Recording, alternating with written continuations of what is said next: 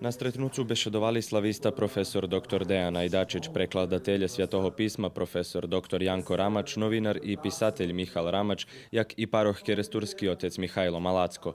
Na istim stretnucu dr. Joakim Striber predstavili evropski projekt Horizont 2020 Identitet, dijaspora i okruženje s akcentom na srpsko-ruski odnošenja.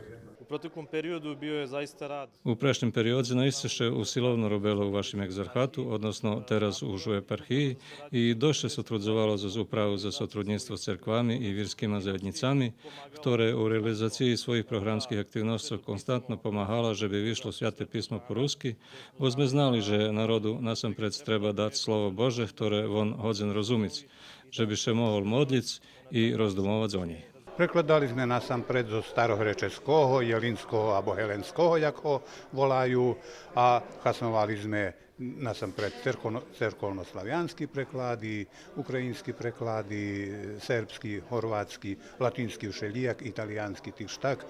Najviacej sme kasnovali italijansku, jerusalimsku Bibliu, keď u pitanju tolkovanja. Za skoro roky sme naiste z bardzo veľkú pomocu Tadeja Vojnovića, jak bibličara, ktorý naiste nam pomáhal holjem u tej ostatnjej časti, keď sme všetko preložili. Šedzeli sme jedno so s ním, čitali sme tekst, ja provádzal latinski, brat Michal provádzal staroslaviansky a Tadej grečeski.